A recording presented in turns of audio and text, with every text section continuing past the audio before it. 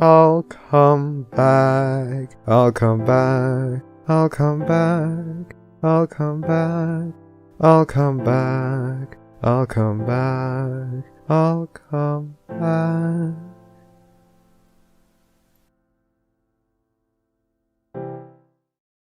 Let's do the thing. Okay, I see it. It's going now. Yes. Oh God, we have an ad.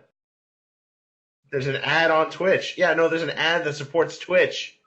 What the fuck? Wow, they're actually they're monetizing us. Well then, they're about to make a mistake. Well then. 5, 4, 3, 2. Hello and welcome to the Barcast. The bar gets lower every single week. Your bartenders for this evening will be an enigmatic otaku. Hello? Flammenwerfer. Ligma. Milk. Ligma balls. And my name's Flutterligma. This week we have a very special fanfiction author who's joining us. You may know them from their award-winning fanfiction, To Love a Pony, but we just prefer to call them Sasha. Close enough. I don't want to be awful. How do you pronounce your name? That's normally the first question I get in any situation. It's Shachza. Shachza. Like What- Yeah, what- And the second thing I say is however you want to say it is fine, because I made the name when I was like 10. It's got a bunch of letters in there that don't belong, so, how... Where did it come from? Just like, you're just putting letters down on a page and you're like, yeah, that's the thing. As a kid, I just, played around with sounds and words and... I used to ask my dad, what language a certain word sounded like, and I'm assuming it's just a word that I came up with.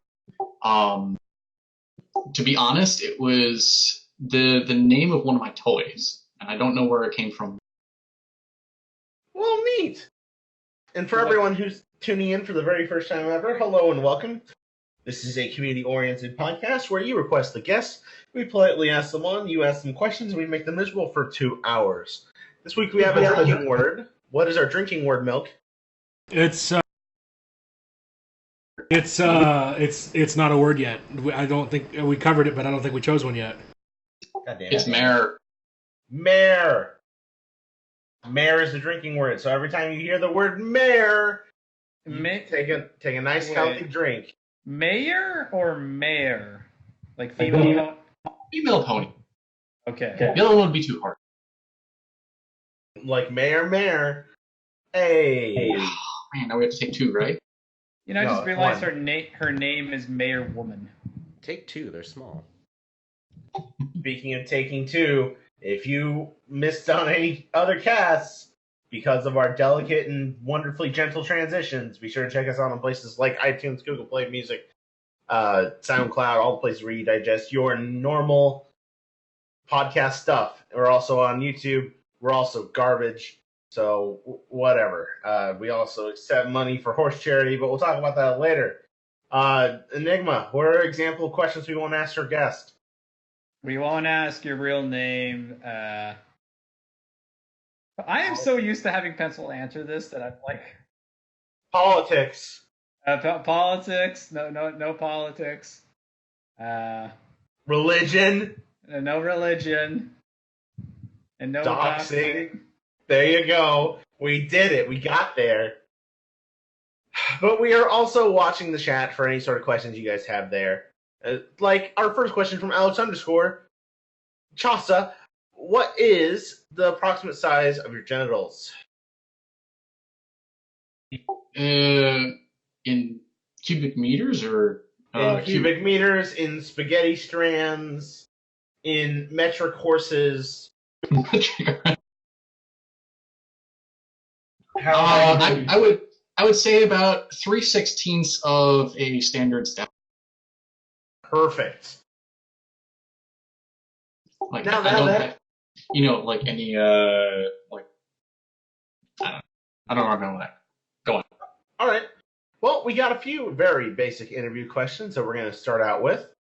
We'll start with number 1. Who are you and what do you do in the fandom? Who am I? I'm a professional lurker.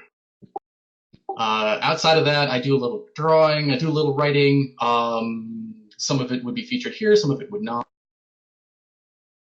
Outside of that, I'm just always in the background. Always in the background. Got it. Yeah. But I guess I think the things that I'm most proud of is I consider myself a fairly good muse to other people.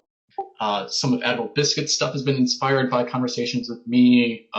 Your friend Crystal Wishes, some of like her major stuff has been influenced by. Mm-hmm. Crystal's a wonderful friend of the podcast, so totally agree. So you almost get to know and become friends with a lot of the more popular creators, and people kind of come to you for inspiration or just being a general friend and bouncing ideas off of.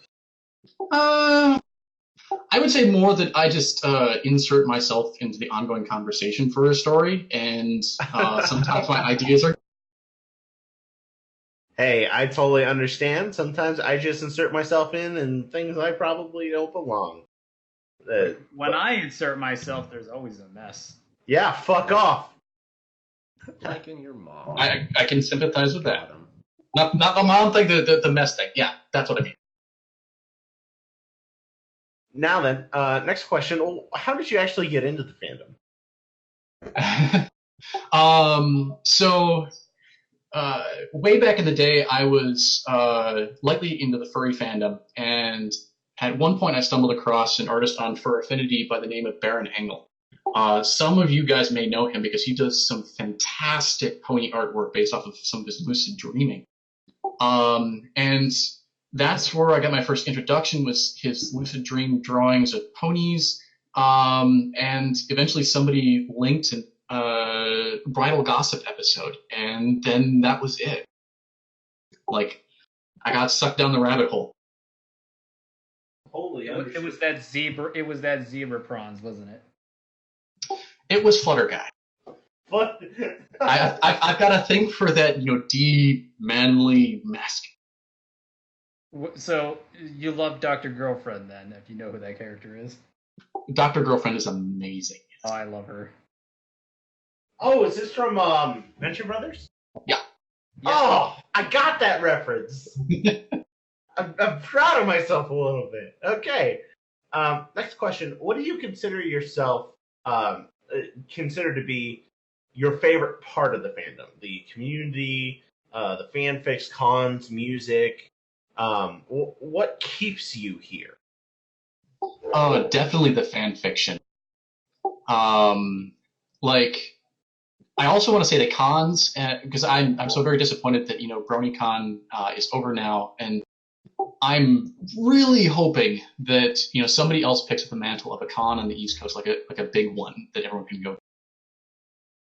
But fan fiction, yeah, like my read it later list has so much cloth. Yeah, hopefully there will be a big East Coast con, other than TrotCon, because TrotCon, let's face it, is kind of more of a central, like, USA Yeah. type. Yeah, I wouldn't consider that East Coast. Anyway, come to TrotCon. Is PhillyCon still going on? Because I know that that happened one. I am not aware of a continuing PhillyCon. Damn it. But what I will suspect is things like Horses at HomeCon will probably get a massive boost in viewership and shit like that. Horses at Home? Yes, please. When I heard the name PhillyCon right now, it just made me glad that somebody didn't think, oh, it'd be another name we could use, FullCon. Well, okay. Well, that's how they spelled it. So essentially it was. Wait, it was FullCon originally? No, Philly as in a young man. But then they probably changed it to PH to represent Philadelphia. I'm gonna have to look this up now. I don't think they did. Huh, interesting. Now then, next question. If there's one thing you can say to your followers or fans or your friends regarding all the support that you've gotten this far into your content creation hobby, what would you say to them? Oh,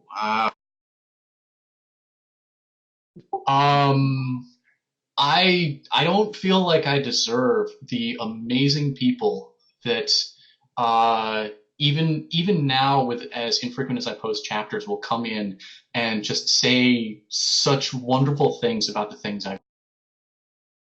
Aw, that's so sweet. I know, right? Like I'm always amazed by like the just how happy people are with the things that I've done. Like I've gone through the whole like the work and the heartache and everything like that of putting stuff together, and you put it out there, and somebody comes back and says, "Wow, this is amazing," and like I guess maybe I'm just too humble because I don't expect that kind of thing, and I'm always so happy to. Well, yes, I too consider myself an extremely humble person. In fact, I think I'm way more humble than you would ever believe. I am the humblest of all of you. Thank you very much. Get out of my face, you peasants. I'll fight you for it. Fight me. But in Fisticuffs after the cast. In reality, I 100% agree with that. I write all my shit, and despite some of the comments I get, I always shocked to be like, "Wow, you actually read my shit? I'm so sorry." Like, so I always have that moment. Like, even with like the barcasters, they're like, "Flam, nice story," and I'm like, "Oh shit, you actually read my stuff? I thought we were just friends." Okay, sweet. Like, I'm not joking. I'm always surprised when you guys read my things. Like, even though I know everyone kind of reads all their stuff like kind of quietly and then speaks to each other about it later, it's always just interesting to note that, and I'm always pleasantly surprised by that. Well, no, I find that so interesting, and maybe it's different for you, Chasa, but like, I feel like none of my quote unquote friends or people that I interact with on a normal basis really read my stories either. So I'm really interested why that is a thing. I don't want to take away from Chasa's time, but well, it's like I probably can count the number of friends who've actually read my pony stuff on one hand. Why is this? Because I'm very private and I'm very sort of awkward about letting people that I actually know that I do this, because that means that they can come up to me in person and give me their reaction. But what about like online friends? Like, does the majority of like your online friends read your stuff, or? I would say, yeah, the majority of my current online friends are through the pony fandom, so they're at least. But yeah, even outside of that, like, To Love a Pony is I send each chapter to my parents. I've had several conversations with them about it because I felt fairly confident being able to talk to them about it because they're very open people, and I'm very, very thankful for them. But also, because leading up to some of the earlier chapters, I needed an outside perspective on what somebody going into this kind of the kind of situations in the stories would really react to. And I felt that, the most genuine reactions and the safest way to get those kinds of reactions, go to my parents and be like, okay, so your son comes home with a pony for a girlfriend. What do you do? Okay.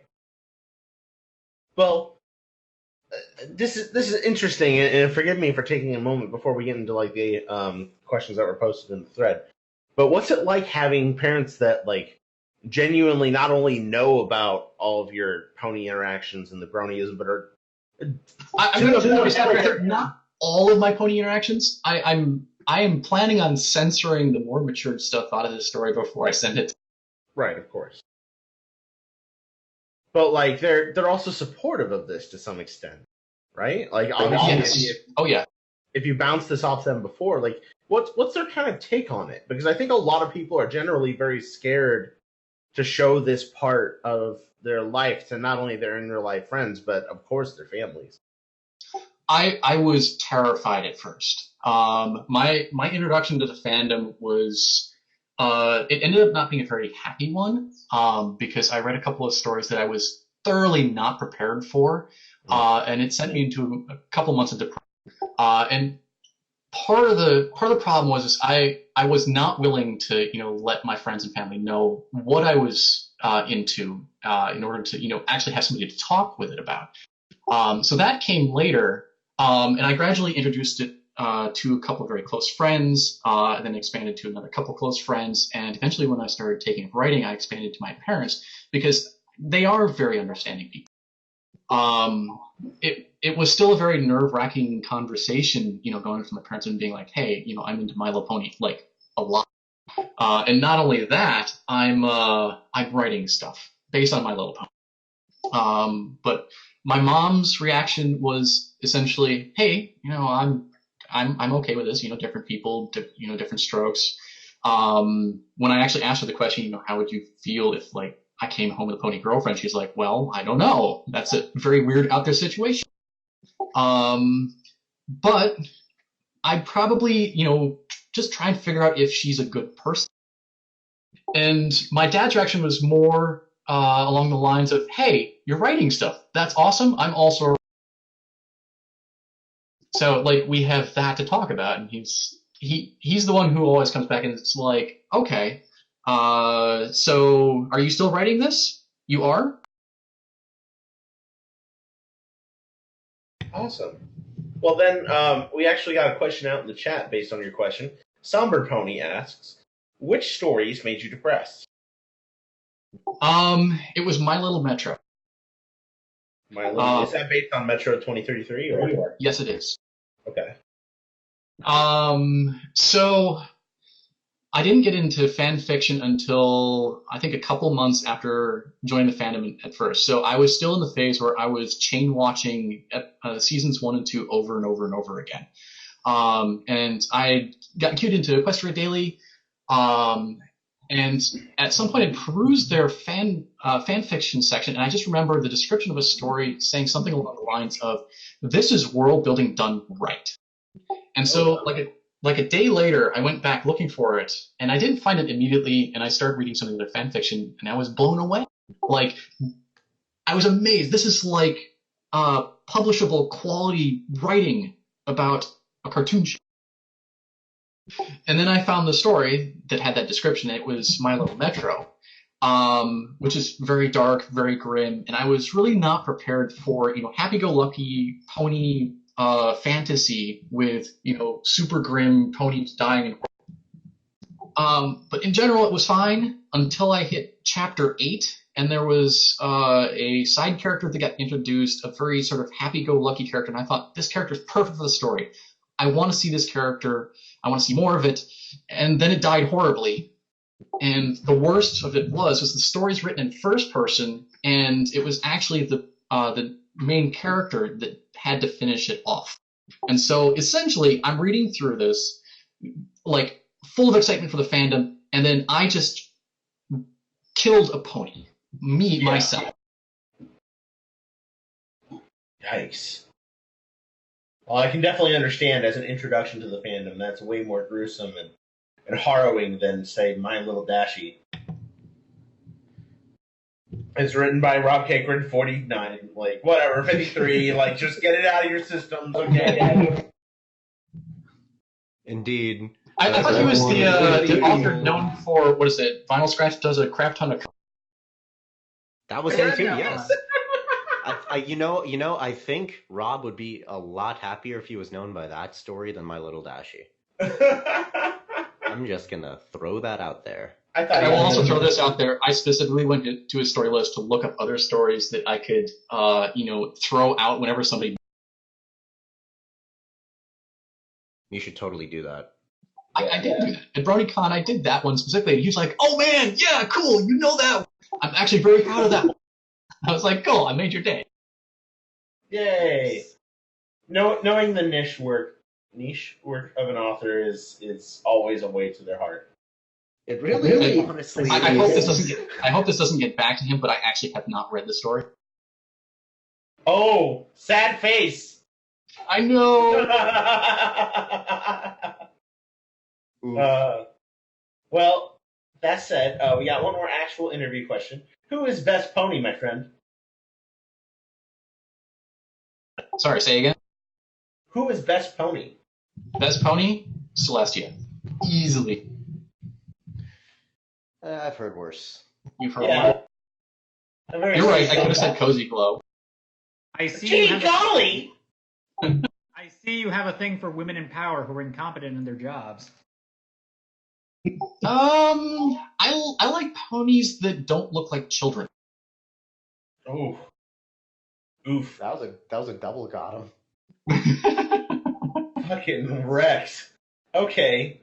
Well, our thread is looking really weird this week. It looks like a lot of people didn't go in to update once they actually got their posts in. So we're going to start from the top.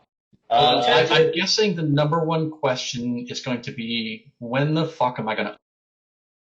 Probably. When are you going to update, my friend? I don't have an answer. However, I did look through my story, and I do like the idea, Clockfix's idea, that, a Christmas chapter. That would be, I think, yeah. So I'm going to aim for the Christmas. Do it. All right. Terry the Human's up first, who asks, you life? I life? Huh? You life. That is the question. Yes, I very life. Good. I've such a great life, I can't contain it. Watch out for the mess. Seton didn't post any questions this week. Sad face. So we're going straight to Moostasm. I'd say refresh every couple minutes just in case they. I mean, I plan to. Yeah. But question number 1 from Moose is Equestria. Do you consider it a vacation spot or permanent residence, and why? Ooh. Vacation spot.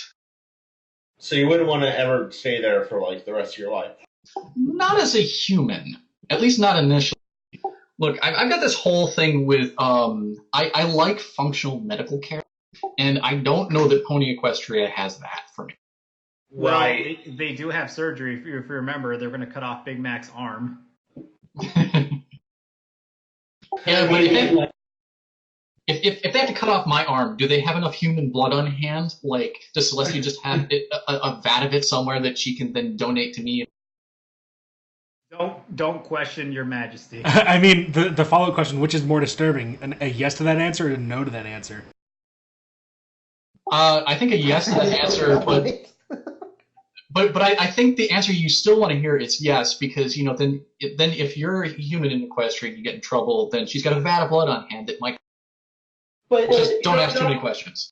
You don't know if it's your blood type, for one, but like for two, I imagine like there's got to be some sort of like blood donation system in Equestria, and because of that, like I don't know how much we've studied like animal blood to know if there's like blood types for them too, because I'm stupid. But like you'd have to end up going to the vet because you're not a pony. You don't go to the doctor. You go to the vet, and then just get like regular blood donations. So that way, the blood you need is in like a fridge if you ever need it. Well, I mean, like if we're figuring, magic can do pretty much whatever you want, that might work out. But still, I've got friends. The thing is also, if you're going to the vet, wouldn't it be cheaper? Just have Fluttershy take me and say, hey, this is my pet human. And that way... I would love to have Fluttershy take me. Yes.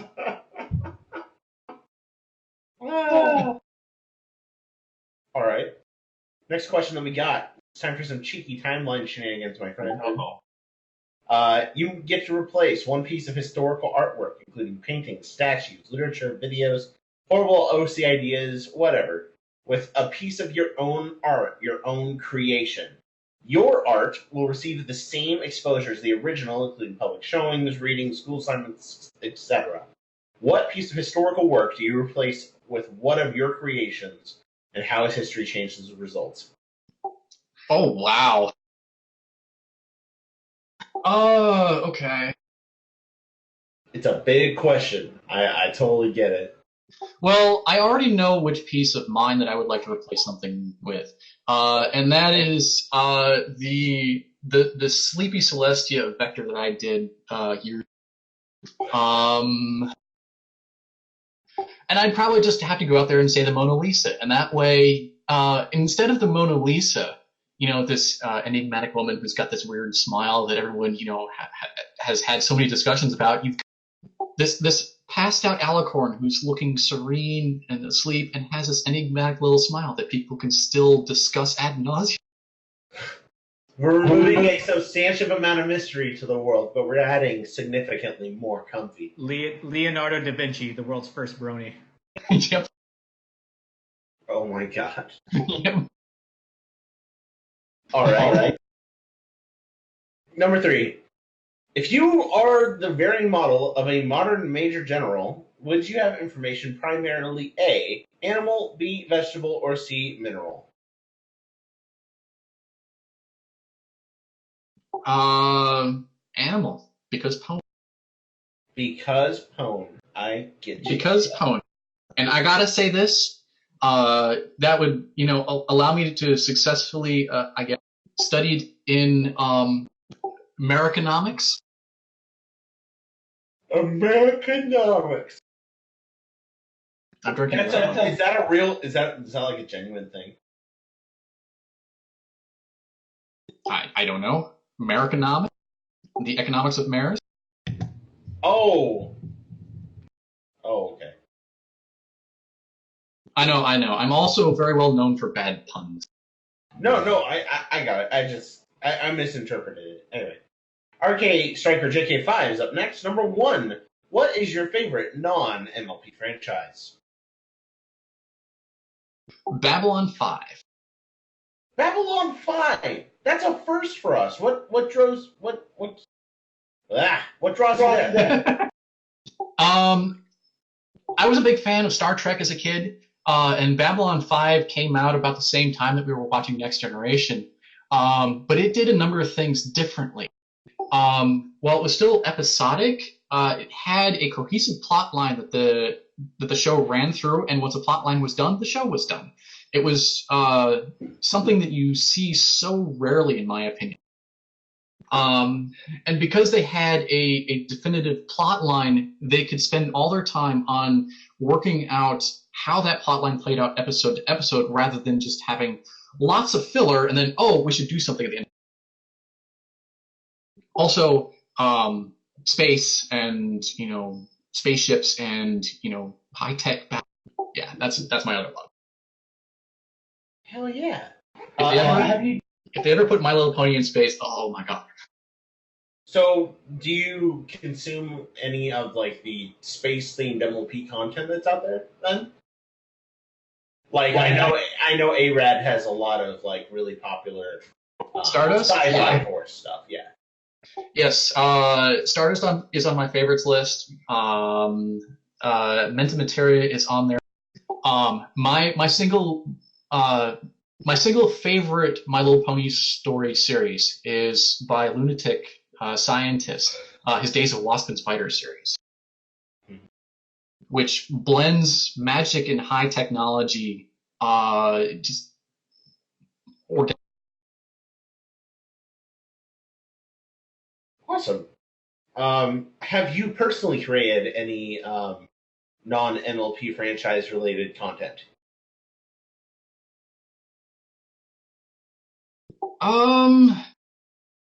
Not to completion, no. My first dabble into fan fiction is an aborted Warhammer 40,000 backstory for the Tyranid Hive fleet that I played. Right. But outside of that, no. I had lots of ideas and things like that for Star Trek and Star Wars and things like that, but everything just kind of stayed in my head until I got into My Little Pony. Oh. Well, are you a regular player of Warhammer 40,000? As I understand, it's an extremely expensive hobby. Not anymore. I got into it in the late 90s when I was living at home working part-time as a late high school student. And, I'm not paying for anything and I've got a bunch of extra spending cash. But beyond that, no, I can't afford it. I feel that. Now then, Short Skirts and Explosions is up next. Who asks, what doth life? What doth life? Yes. Okay, just want to make sure I heard that correctly. What doth life? I think life doth the endless pursuit of power. The endless pursuit of Pwn. Yes. I like it. Pwn in all its varied qualities. I think I'm trying so hard to sound like educated and failing so. Well, welcome to the podcast. We talk about butts usually. So, well, that is one of the premier things that you can find in Pursuit of Pwn. Was it Pencil the Buttsmith? Pencil the Buttsmith? Yeah, Pencil's Pit of Pwn. He's also known as the Buttsmith. Oh, pencils. Oh my gosh. Okay. Yes. Yes, that's correct. Yeah, not a non-pencil. Although I'm sure her Pwn butts are just fine too. But Pencil's Pit of Pwn has turned it into. Pencil's Pwn butts are usually soiled in some way by some mystery substance. But I'm sure the butts are indeed soiled. Moving on to the mystery muffin. Number 1. Who is the best princess and why? I mean, I gotta go back to Celestia. Although I do have a very soft spot for Cadence. I mean, the princess of sex. Because, Also, Cadence just has that, the personality that, like, you want to get to know her. She's so friendly and chipper, just like a person you want to hang out with and just be like, you seem like you'd have cool stuff. Yeah, and she's also kind of at the same time like this very deep blank slate. Like you can pretty much put anything onto her as long as she is, Sounds like not a major contradiction right there. A deep blank slate. I mean, yes, you are correct. Number 2, which would you prefer, Boops, Snuggles, or both?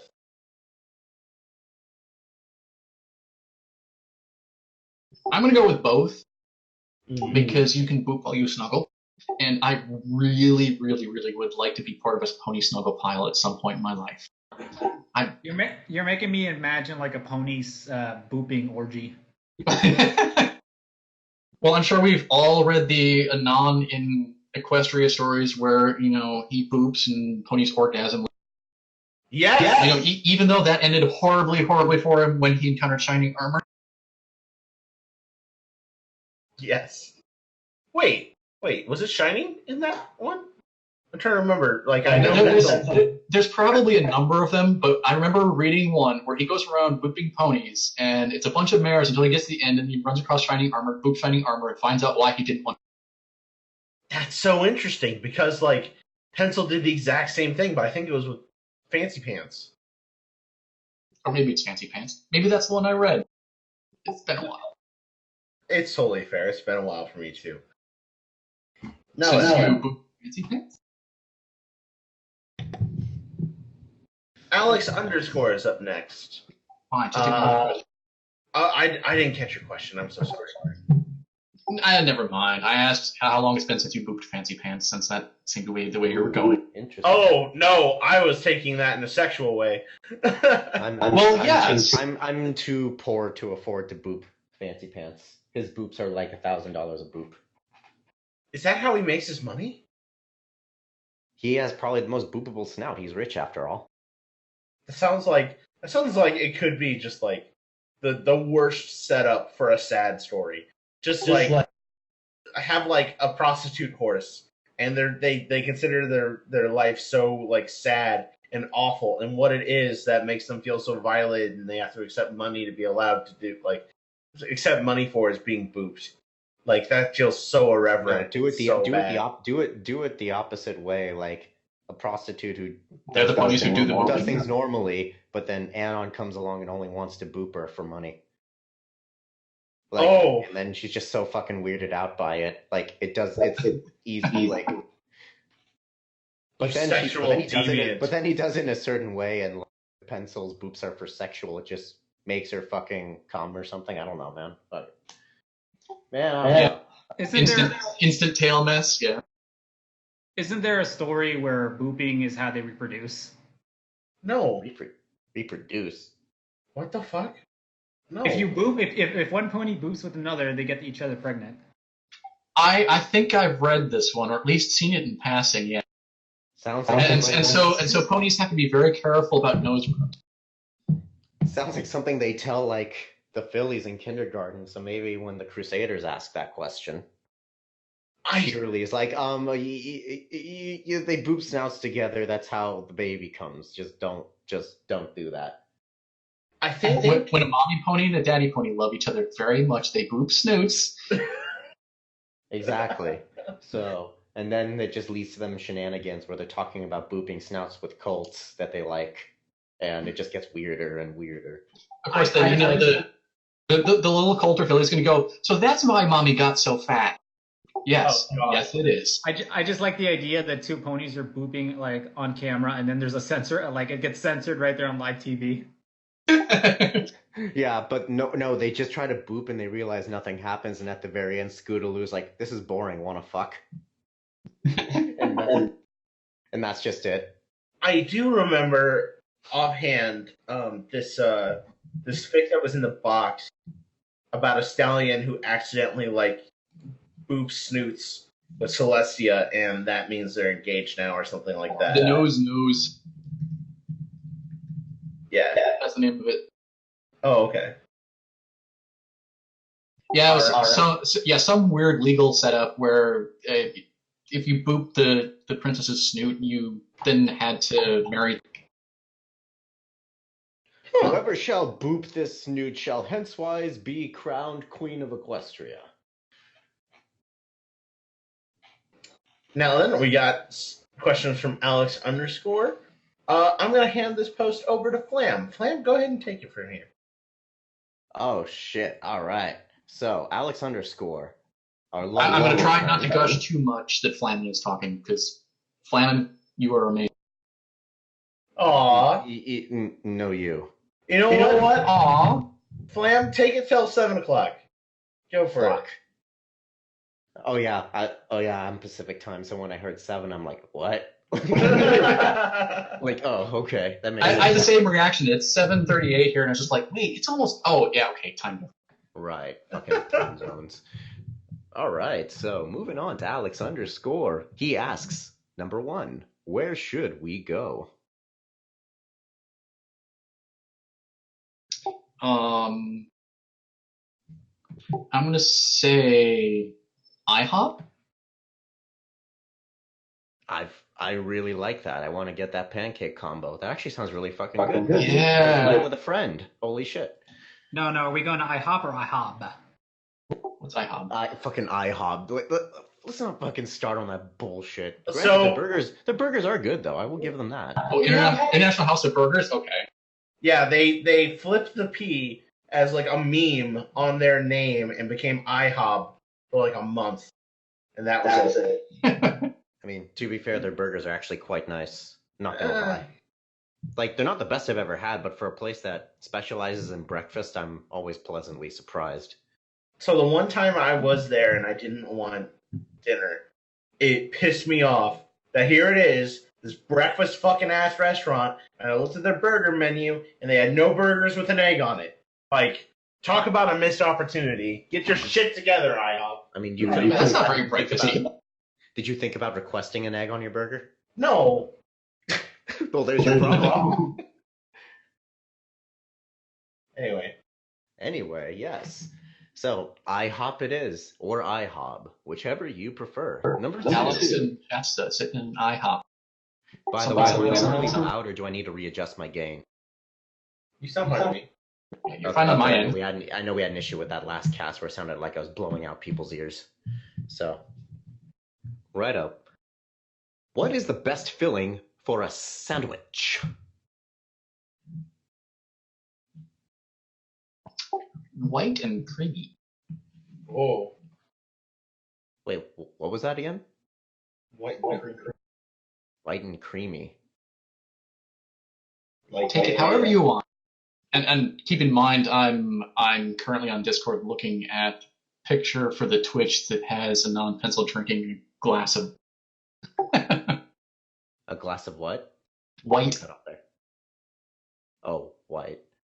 So it's The Barcast picture. It's crop. So all I see is a non-pencil's character drinking that screaming glass of. That's Flutter Priest. That's me. Oh, okay. Look, okay. So another thing you haven't learned about me yet is my brain has a tendency to find two things that are loosely related and then just motherfucking confuse them left and right. And I'm sorry, a non-pencil and Flutter Priest brain is doing that to you. It's okay. I wish I was as pretty as Pencil. Me too. Me 3. So This is getting weird. And speaking of me 3, number 3, do you have any interesting hobbies? You mean outside of writing pony words and drawing ponies? Yes.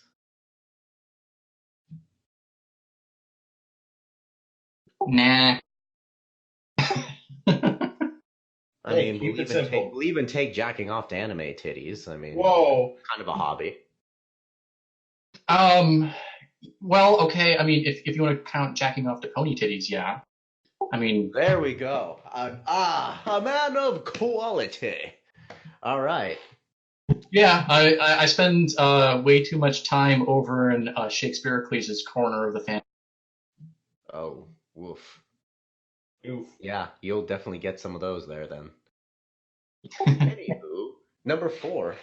What would you say is the most interesting place you visited? And I'll take both geographically and internet. Oh, I hadn't even thought about that. I was gonna. So, or both. Most interesting place that I physically visited would have to be the Eagle's Nest in Germany. Ooh. Yeah. Yeah, that was it was a lot of fun going up that mountain. So yeah, I'm one of the few people who actually love those narrow roads and the fact it was going up essentially a cliff face and whatnot. And for anyone who hasn't been there, it's a single lane road, and the only ones allowed on it are the tour buses that take people from the bottom to the Eagle's Nest at the top. And there's one point in the middle where it's 2 lanes so the buses can pass because you've got one going up and one going down. And so clearly the buses are very well timed. But it means that when you're driving, you've got a rock wall to one side of the bus and you've got nothing but, several landscape, miles and miles away because you can't see any kind of ground on that side. I had a lot of fun with that because I was the one person who was on that side of the bus looking down. But yeah, Eagle's Nest, because, that was Hitler's hideout, and, I got to tool around and look at, poking all the corners and say, aha, I'm here and you're not. That's definitely one way to do it. But yeah, I actually need to do that when I go to Germany, so sweet. I recommend it. But yeah, if you're afraid of heights, stay on the side of the bus that's not along the cliff. Fair enough. And just for the hell of it, what's the most interesting internet place you visited?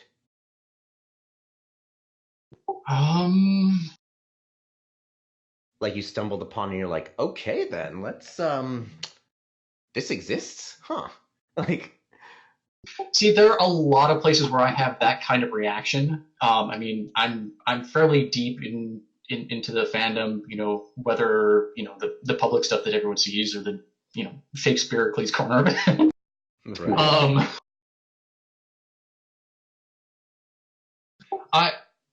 I guess, and this is gonna be very, very nerdy of me. Some of the research that I did in preparation, like ongoing research actually, for To Love a Pony was looking into constructed languages and following various search threads through what makes up languages, what makes up alphabets, what you have to do to create constructed language, from the sounds that things will make to how they represent them in words, how they arrange the words, how sentences, all kinds of stuff. And it's absolutely fascinating. And so, like, I look at like what Tolkien did with his books and creating languages for multiple races, and I look at that and go, I want to do that.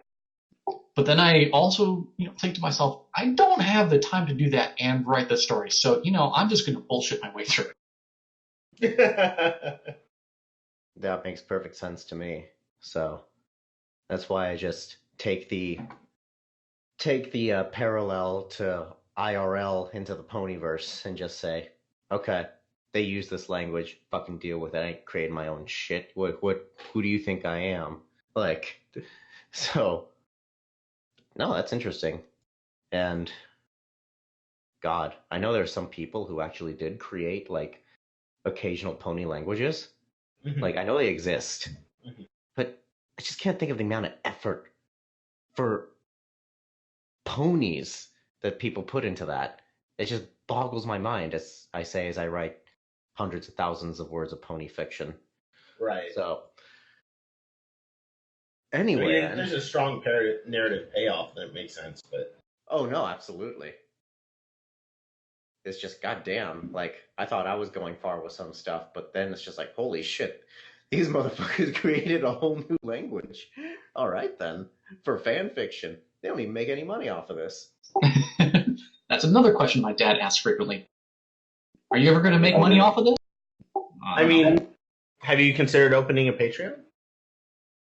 I have, but I'm. I feel I'm too lazy to really. Like, I would never update, and that would not be fair to anybody who was trying to follow. No, I totally get that, and I kind of feel the same way. I've had a few people ask me over the years if I had a Patreon that they could subscribe to, and I'm just like, no, and I probably will never make one. One, because I'm terrible with deadlines, especially because I consider writing a hobby. Two, because I consider writing a hobby would probably get stale really quickly since I'm now writing for essentially money. Yeah. And three, I'm still boggled. I still am not convinced that there will be enough people to want to pay to see my shit. That actually wanting to actually create a system where they pay to see my shit. So you might be surprised, like, and that was the thing with Crystal and Ansel, was they put up a Patreon and they have like a surprising amount of people who are still following them, even though like Crystal hasn't posted anything in quite a while. I mean, understandably, but yeah, of course, yeah. Like, I have so much respect for somebody who is able to do something like that. Like Okalhoon, I think that's how you say his name. Yeah. Like, I'm thoroughly amazed by the way he can just crank stuff out. It's not easy. No, it really isn't, honestly. So, and at that point, makes me wonder if they're still are they actually writing just because they enjoy it and it's a hobby? Has that actually become like a full-time side gig? Well, at least in his case, because he does it so well, I'm assuming he really enjoys what he does. Oh, no, absolutely. He's probably an expert in that stuff, so it probably comes a lot more naturally. Like, for me, it's strictly just a hobby. And if I try to make it like a full-time side gig, I just don't think I would have, like, the will to do it anymore. So as much fun. Yeah. Yeah. And when I'm not having fun, I've already seen the results of me not having fun writing something. There's no personality in what I write. It's stale. So, and I think I share that with a few people. So. But you'll make Dad proud. Yes. That's all that matters. Dad validation. So what you're saying is, if I write enough horse words, my dad will come home? I think it's time to move to the next question. He may even give you cummies. Oh no, please stop. And they're jalapeno flavored too. A sign of true love, jalapeno flavored. Let's keep this in the family here. Well, exactly. Well, I mean, technically. Oh God. It looks like Muggany is kill. The driver was an alcohol. So we're gonna move on from him to that other guy who says, how does this make you feel? And I just posted in there in the behind the counter. Oh shit. Do you guys not know who that is? That's some '90s Nickelodeon character. That's Angela Anaconda. Angelina Anaconda? Angela Anaconda. It was like a show back in the 90s that I did not like. It didn't seem I was gonna say the face looks kind of like the mascot for Mad Mag. Yeah, you're right, actually. It always seemed like it was a kid's version of Tim and Eric. Oh, I hated that show. I love Tim and Eric for like 20% of the stuff that they put out. The rest of it was just meh. Yeah, exactly. Like the real estate shit was great, but fucking... I was just pissed that Angela Anaconda was the show I had to watch before the Digimon movie. Oh God. Implying the Digimon movie was better at all. Hey, the Digirap saved it. It was just copying the Poke-Rap.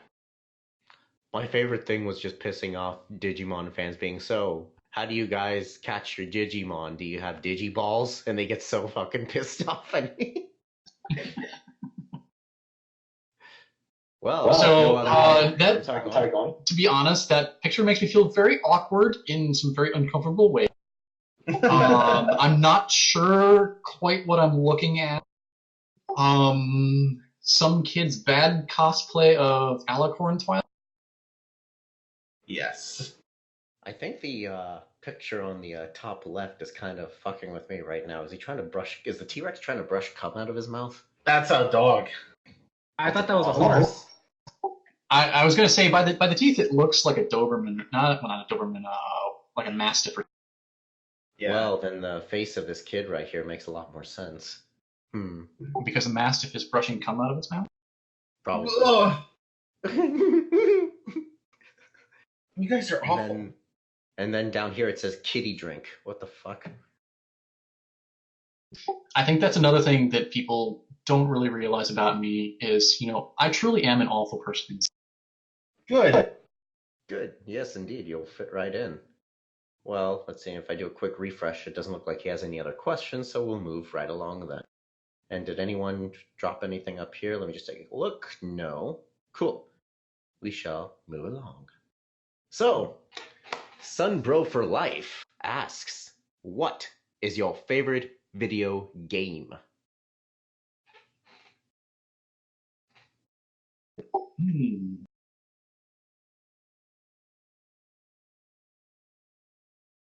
I'm going to go with Mass Effect, minus the ending, of course.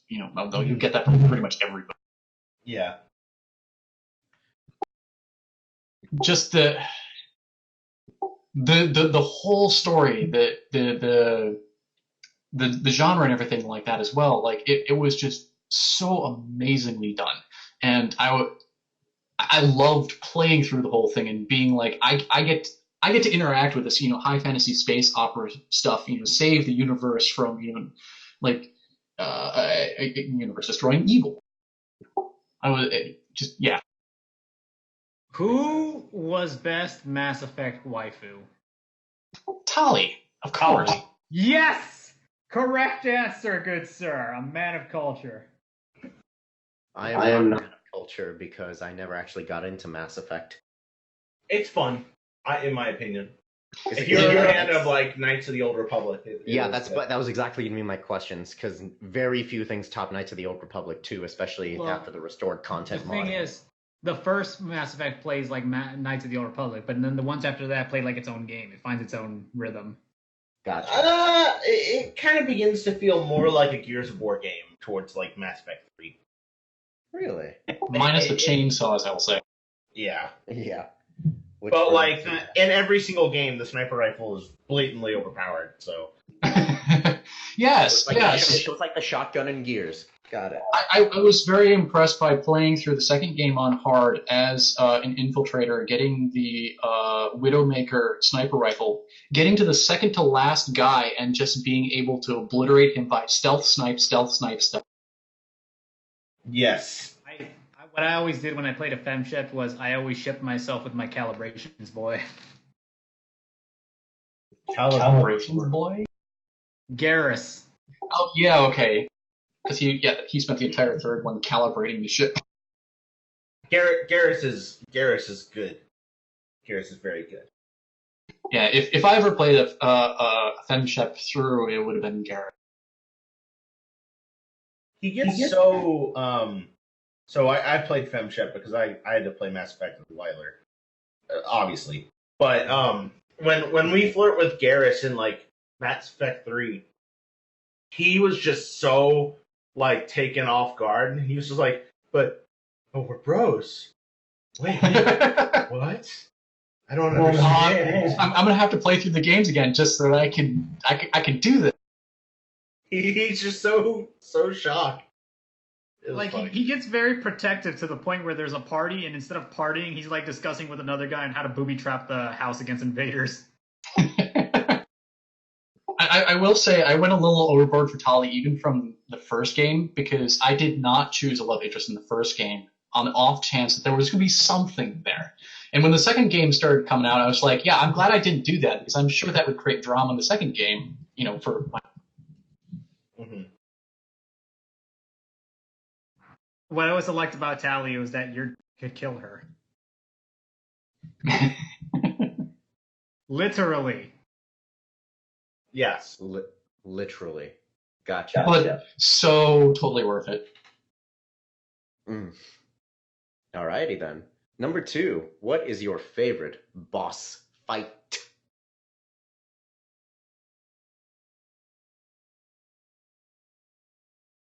Wow. It's kind of a deep question, isn't it? Well, I played World of Warcraft for a very long time, so I had to think through all the bosses that I fought. I'm going to have to say there's 2 that really stick in my head for very different reasons.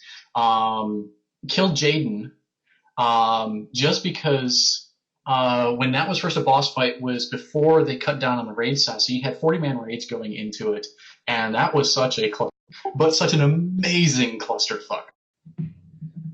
So much going on with 40 people running around like headless chickens and trying not to die and beat the boss. When you finally got it, and everyone was coordinated, it was like a symphony, like pure magic. And I also have to say something that probably no one else has any idea what I'm talking about, but which was a boss in the Trials of Atlantis expansion to Dark Age of Camelot. What was the boss's name? Runihura. Runihura. Runihuri, I believe. Maybe it ended in A. And I say that because it was not an easy boss fight because it was confined, and so you couldn't escape the things that he did. And if you ran out, then and I duoed that boss with a friend one evening because our characters were overpowered, and we figured out a way to do it. It took about 4 hours, but that was 4 hours of cheesing a boss down so that only 2 people had to split them. That's not bad, though. Oh, yeah. It definitely could have been much worse in terms of MMORPG bosses. And the way it worked out was so cheesy because I was playing a pet class that could tame some very powerful monsters and drag them to this encounter. And essentially, we just tamed the toughest monster we could reliably hang on to, and then put a damage shield on it and let the boss hit it. Stop hitting yourself. Stop hitting yourself. Yeah, all my favorite bosses come from the Metroid series, so I'm pretty narrow-minded in that. Yeah, I have to say that one just because, Dark Age of Camelot, so many good memories from that game. Mm-hmm. Totally. I like the Metroid game with Ridley in it. Speaking of Ridley, we're about halfway through the cast. So this is the point where we suggest the Twitch audience to take a nice little click and support us with an ad down on the little cheer section and give us some bits. Those who have the highest donation of bits gets their name read at the end of the cast. So please and thank you. We ask this because 100% of the donations that are supported, that go to support this cast, whether it's through watching ads on YouTube or donating through Patreon, things like that, go to supporting Red Wings Horse Sanctuary. We also do things like selling merch on Red Wings, or on our own website. So we're also doing a contest right now. The shirt post contest. Yay! You can submit to us designs for shirts and hoodies, and we are going to put them to a community vote. And those who have the highest voted design ends up winning a bunch of really cool merch and shit. So please consider taking some time and making a shirt design, no matter how bad it is. I promise you, you're going to be a serious contender because we have one entry so far. So just draw loss on the shirt. It'll be fine, man. Honestly, yeah. Like, you could just draw loss, but, like, Photoshop, like, heads from other art that people made before. Like, the bar for entry right now is so low. Literally put words on a shirt and you'll probably have a solid shot. I think we've got something along the lines of like $100 worth of prizes for first too. So like, please consider it. Anyway. Well, I think this is a perfect time to toast to mares. To mares! To mares, and of course, our lovely horse, Little Bit. Little bit. Just a little bit of our money goes to a little bit of his mane. Now then, a little bit of whores. We're now on the other half of the podcast. Enigma, would you like to take up some Sunbro and Violon questions? Yeah, sure. Let me just scroll a little on here. Sunbro. There he is. We're on number 3. Oh, we're number 3? Sunbro, yes. Number 3 from Sunbro. Have you accepted Skeletor, the Master of Universe, into your heart? Oh, come on. Put your heart into it. Put your heart into it. Come on. Put your heart into it or I'll do it. You want to do it? You want to put your heart into it? Sure, I'll do it. Have you accepted Skeletor, the Master of the Universe, into your heart? Congratulations. I hope it was worth it. I think I have now.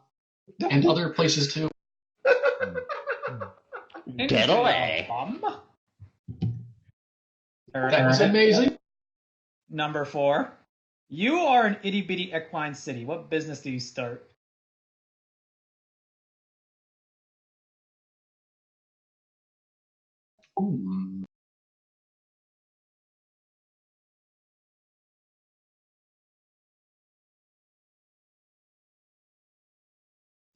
You know, as much as I want to say, you know, like finger massages, just because, you know, that's probably going to be a major drawing point for humans. I mean, it's you know, clearly the fandom has that. I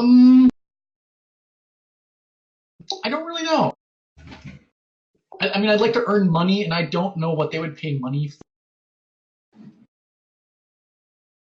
I mean, someone has to do prostate exams, and you've got fingers for the job. Wow. Shachza, Pony OGBY. Oh my god. I mean, I think they would prefer your slender arms than the fucking fat hoof of some doctor. I mean, they probably have a different way of doing it. They're not just going to be like, oh, I'm going to shove this big old fucking hoof down someone's butt side. No, they do use the hoof. But what if they do? There was a couple times I got to see it be a unicorn-dominated profession just because, you know, horns are easier to insert. But aren't horns, like, sharp at the tip? Well, I'm sure they have like some sort of safety glove or something like that. You make it sound like they fucking wrap their horn in a condom before sticking it in the pooper. I wrote about that. I mean, wouldn't you?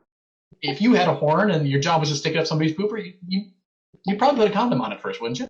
Yeah, but don't you need to use something that you can feel around for? I doubt there's much feeling you can get with the horn. I think you're overthinking this. There are many ways to spread the love. I need to check your prostate with my penis. Trust me, my penis is very, very sensitive. It can tell. Okay, my penis is sensitive. It has feelings. Oh, God. Number 5 from Sunbro. Do you even praise, bro? Do I what? Do you even praise, bro? Hell yeah. Celestia's best pony. Yay! It's all about Luna, man. You can at least appreciate the moon. You can't even look at the sun. Special polarized shades? Number Violon. Yes, moving on. Number Violon? Number Violon. Wow, okay. See what I said. Right. It's time for questions with Violon! Yes. Violon asks. Okay, I'm gonna do what Priest does. Except I can't turn up the gain. How are you today? Oh, God, no. Not from you. Say that again? Preferably without deep throating one. How are you today? Hot, sticky. Nude. Clearly stick, then. My nickname as a kid was Beanpole.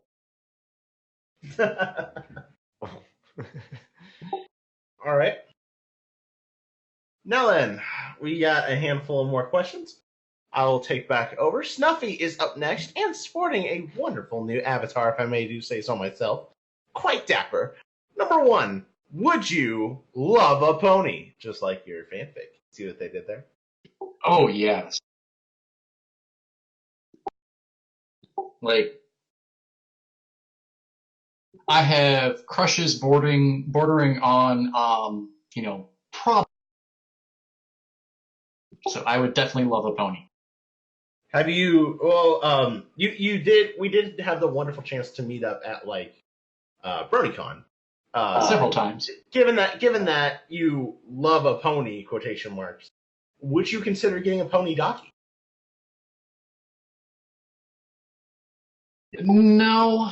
And I'm going to say that mostly because I live with roommates, and it's a little bit too weird for me. Hey, totally fair and totally understand. Would you check your pony girlfriend's prostate with your penis? What the fuck? Yes, of course I would. In the interest of her health, yes. This is getting weird. You gotta make sure those mares don't get prostate cancer, am I right? Number 2. Or that they somehow get prostates, You have a regular prostate inspection? Yep, still don't have one. Perfect, that's exactly the response we're looking for. It's prostate inspection day. God damn it. This is awful. Number 2, new chapter when? You kind of already mentioned Christmas, but are you actively writing a new chapter? Yes. Awesome! Get hyped. I'm about what I would estimate about a third of the way through the current chapter, and I know that's not nearly enough, not what people want to hear, but I am. I emphasized with that note and that question way too goddamn much. What do you mean you're only a third of the way through? You've been at this for a year and a half. Yeah. No matter how much I keep writing, I just keep expanding the. Hey, I've been writing the same story for 6.5 years, so I one of my stories for 6.5 years. It's like, oh god. Sometimes I update and it's like, oh, 100 people read this today. Okay, that's fine. It doesn't help that like I keep coming up with new story ideas, and like I don't do short story ideas. I start with story seeds and I generate epic. Yeah, that's a problem for me too. So fist bump on that one.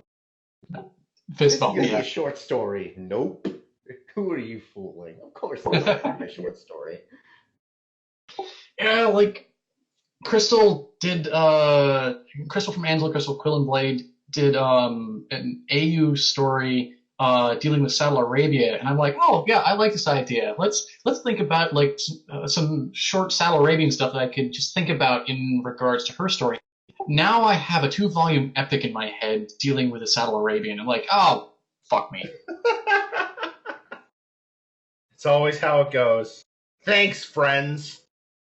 I had to actually realize that problem in one of my like 5-chapter stories, my smaller ones, where specifically Tending Flowers, where I'm just like, okay, this is getting a little too deep for just a short story yet, man. You gotta cut this shit off at some point.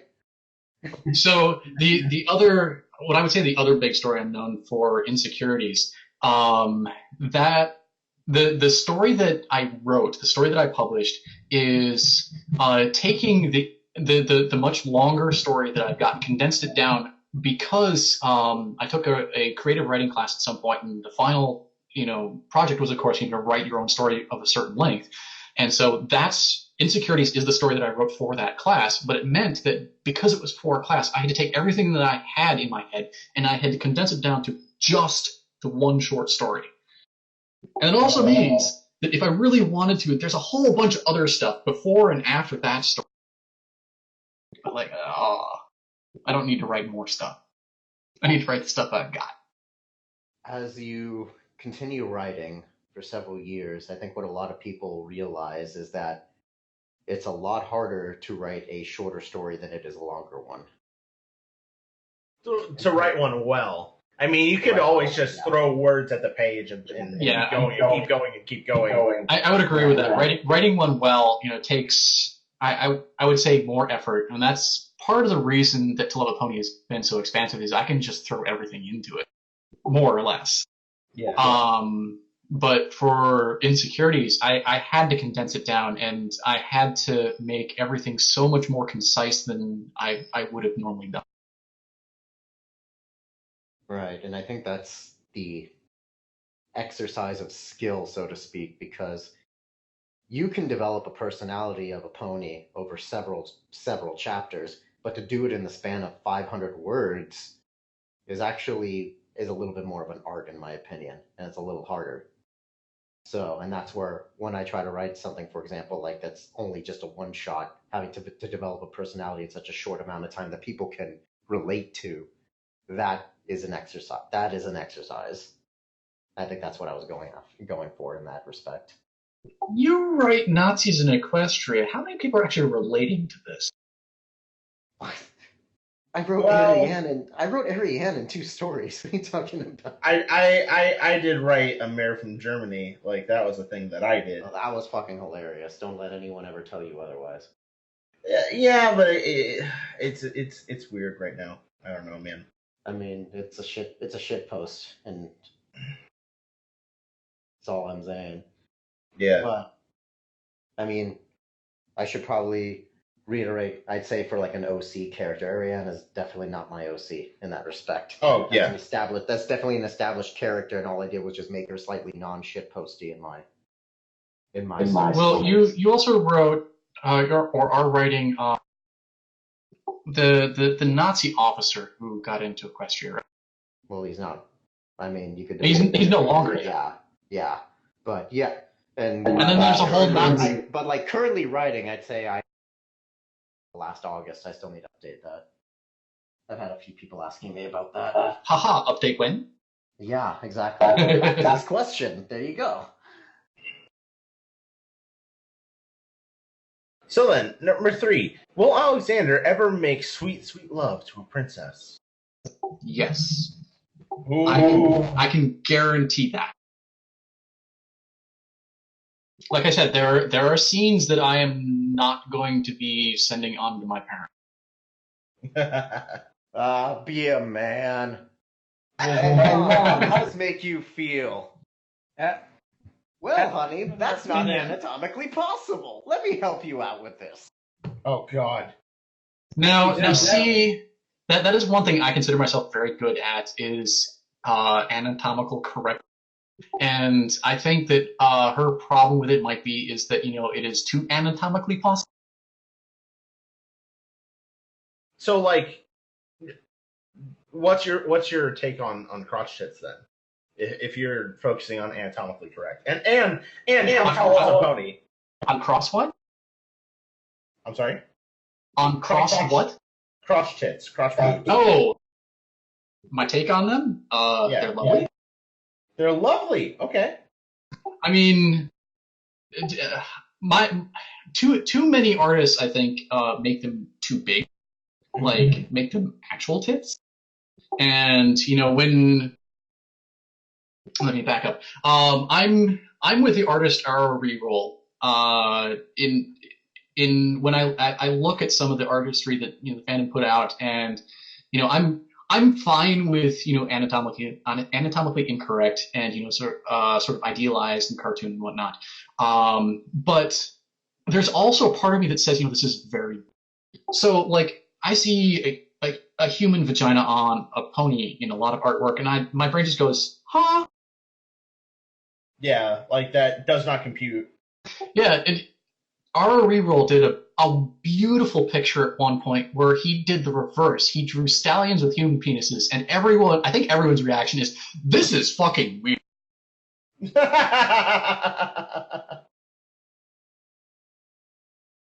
That's actually fucking great when I think about it. Isn't it? I would suggest people look it up, but you're gonna find so much other weird shit. Like, if you try, make sure you have plenty of rain bleach on hand. Just like, well, if we're gonna have human vaginas and ponies, well, I got something for you.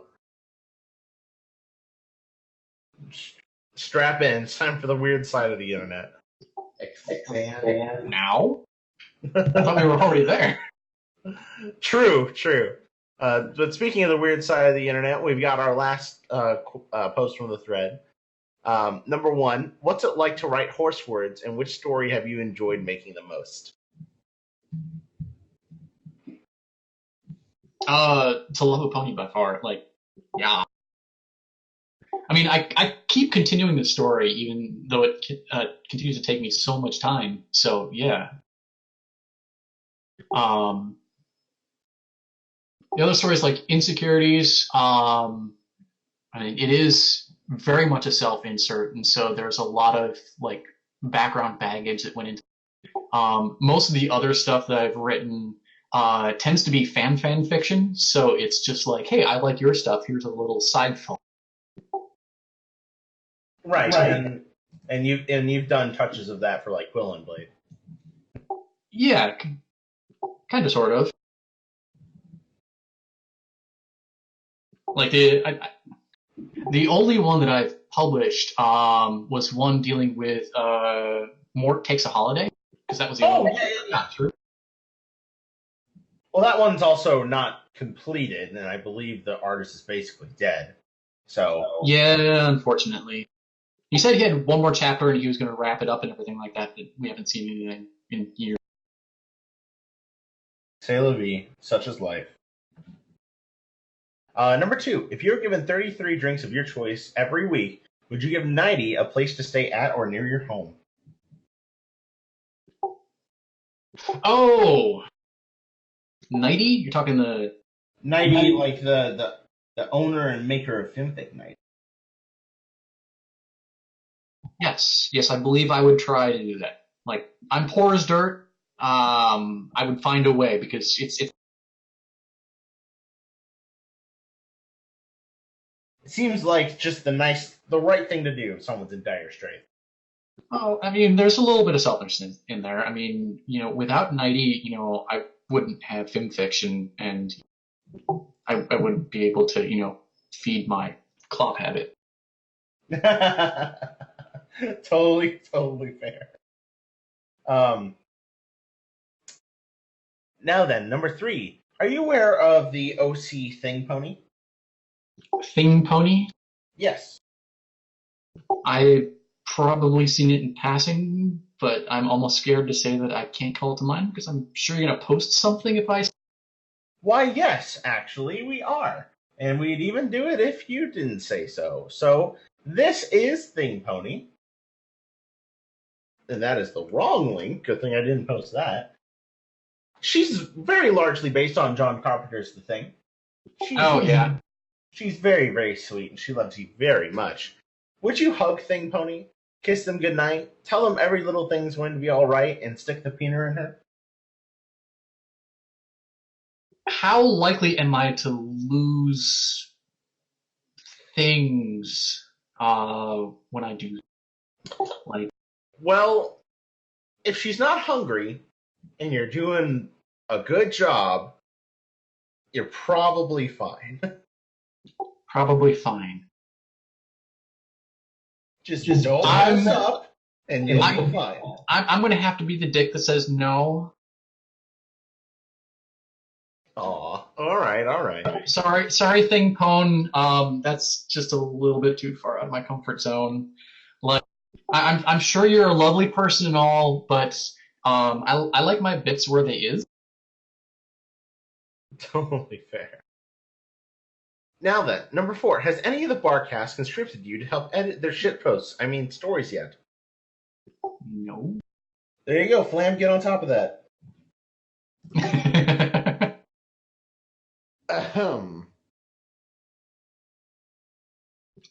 Wait, so does that mean I'm hired? No. Damn it! Why, senpai? How could this happen to me? Now then, you have a good singing voice. No, you. I'm very jealous of the vibratos. Now then, number 5. Has the disappointment kicked in yet? Yes. Especially the last question. The senpai did not notice me. Oh. And number 6, the last question that we have from the thread. Will all these questions bother you? Honestly, yes. Even now, after nearly an hour and a half of this, we're all friends, we're all having fun. I'm still sitting here sweaty and nervous just because, like, this is outside of my comfort zone. Really? I'm surprised. Were you like nervous to come on the cast today? Oh yes. Oh yes. Gosh. So I sat down like half an hour before the cast, and my cat immediately came in and said, "Oh, it's live." After a little while, like she normally does, she got off the lap and sat on the desk, and that's what went to make sure everything in order. Immediately took the chair, and I spent the next 15 minutes just walking around my bedroom, going, okay, maybe not that bad, but yeah. Right. Still, that's so interesting. I feel like very rarely do we get people who are like nervous to be on the cast these days. It's kind of refreshing and makes us feel kind of special. So I was very surprised to get the invite from Milk, because I don't consider myself like notable enough to do something like this where people are going to spend 2 hours interviewing me, and people are going to watch it and go, yeah, hey, I'd like to know more about Shachza. I think he'd be entertaining to listen to. So I just don't do that kind of thing. BronyCon is such an exception for me. I don't know how much we've discussed like when we were at BronyCon and whatnot, but like the first BronyCon I went to, the first one in Baltimore, I was a nervous wreck, and all I did was I went for a few hours Saturday afternoon. Even on the drive over there, like I'm crossing the Bay Bridge, which is only like 45 minutes from the con itself, and even crossing the Bay Bridge, I still think to myself, I can turn around, I can go home at this point. It's not too late. Oh my gosh. I mean, I can't sit here and act like I wasn't crazy nervous for my first con, because here I was, like, trying to be completely anonymous in the pony fandom and, like, not wanting to have any sort of attachment of my face to my name or anything like that. And I get invited to be on a panel at BabsCon, which I've like never been to California before, with a bunch of people I've only ever met on the internet. And I'm like, this is how I get stabbed. And it was just this moment. It's like, oh, well, this is actually like, this is really cool. I'm having a lot of fun, and these people are really nice. And why am I so sad? I don't want to leave. Yeah, I had such a good time at the first one. I was kind of amazed by that, and that's why I went back to everyone since. But yeah, that whole going to a con with people that you've only met online was something my parents have really wrapped their like. I love the question. So wait, you don't know the actual names of any of the people that you're rooming? No, I do not. I mean, it's not inherently a bad thing, though. Like, I get what you're saying. Like, if we didn't add all of us, like everyone on the Barcast, deep insider knowledge, we all added each other on Facebook, except for Flam, who doesn't have Facebook anymore. But It's that said, deactivated. I'll come back when I want. in a lot of ways, we didn't really know each other's real names until that time, and we're like, oh shit, your name's gay. It's like, Like, we all know in real life, we just don't use them in front of each other. Yeah, Enigma. So yeah, I roomed with Admiral Biscuit for like 3 or 4 of the years of BronyCon, and it wasn't until like the 3rd year of it that I actually learned his name, and that was by accident, because I paid for the room, but it was in his name, so I was like, oh, there's your name. huh? Yeah. And then I had to lord it over Zirian, though I don't know that he really knows, because Zirian didn't learn. I don't even know if he still knows. Zirian. Mm-hmm. All right. Well, we're going to take a few questions from the chat, and then we're going to have to begin to look at shutting down because we're running out of questions. Quador, oh God, I'm going to butcher this name, and I'm so sorry. Quador W. Gid. Quador Gid. Oh, I'm done. Oh my God. Oh my God. Shout out to your roommate. Also, Okay. starting Pony Finder. So, what I haven't been paying attention to the chat. What I just realized, that is one of my roommates. He has found the Barcast and is now listening. Hooray! We're bad influences. So when Pony Finder? Probably the same time that I finish my chapter, so Christmas. Yay! And on that note, I'm probably not getting dinner for the next one. I can hear him yelling and cursing out the downstairs window from the sunroom. Now then, the other guy asked, what is your opinion on WoW Classic? WoW Classic, I actually haven't played. Oh. But as much as I haven't, I fear that I would be really into it. Because that's when I started playing World of Warcraft, and if it's anything like the beginning, I would be all over that. All the stuff that I remember doing at the beginning, all the good memories I have, 40-man raids, like, I would be for that again. And I would be very curious to see exactly like how people are taking it nowadays, because the question has always been whether anybody who's playing now really remembers what it was like back in the beginning, like the time effort that you had to do for certain things that you don't have to do anymore because Blizzard dumbed it down. But, Right. But I'm holding out for another game, so no World of Warcraft. Next question is from Alex _. Would you table stapeworms to your Venus? Table stapeworms to my whatever? What? Would you staple tapeworms to your penis? There you go. You got it out. Are these like helpful tapeworms, or are they just like the evil, angry tapeworms that you? What is a helpful tapeworm? I don't know. They might be out there. I'm not intimately Does familiar it with keep on Worms taxes? for Futurama. Like, I don't know. Like I said, I'm not intimately familiar with tapeworms, but I'm going to go out on a limb and say.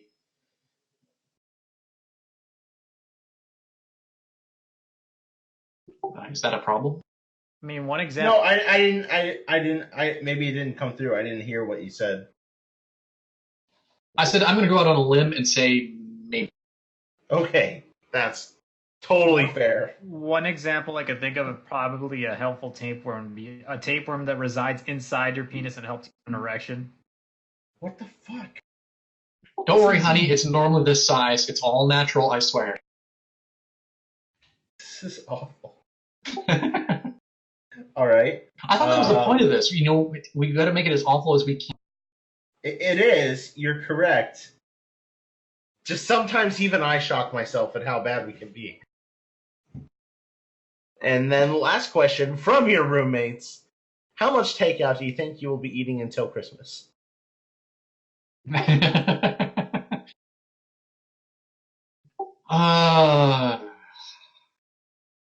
All the takeout. Totally fair answer. I would if someone who knew that I was on the Barcast was listening. Now then, that is about all the questions that we have. Shachza, thank you so much for taking some time to come on. What sort of, if someone is listening to this down the line, they're like, oh my gosh, that's my favorite author. I can't believe I missed this Barcast. Because that's something people definitely say, like exactly like that. What would be the best way for them to forward a question to you or send you a PM? What's the best way for them to get in contact?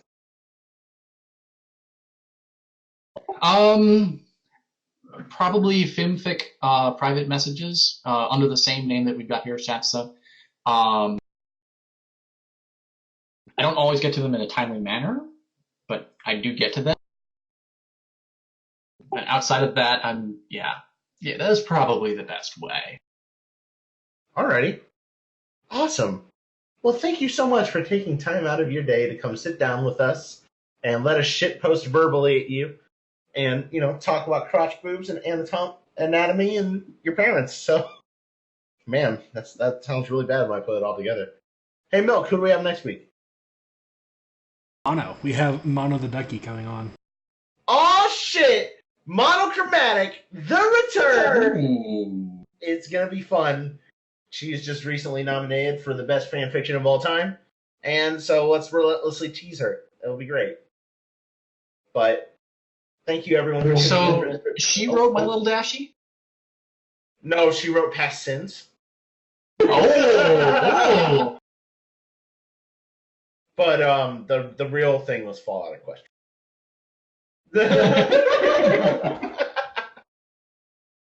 Anyway, your bartenders for this evening have been Enigmatic Otaku, Bleh. Flammenwerfer, Ligma balls. Milk, Bananas. our amazing guest, Shachza. Thank you guys so much for having me. This is amazing. Of course. We have nothing but love for you, dude. And my name's Sweater Priest. See you next week. Bye-bye! To see.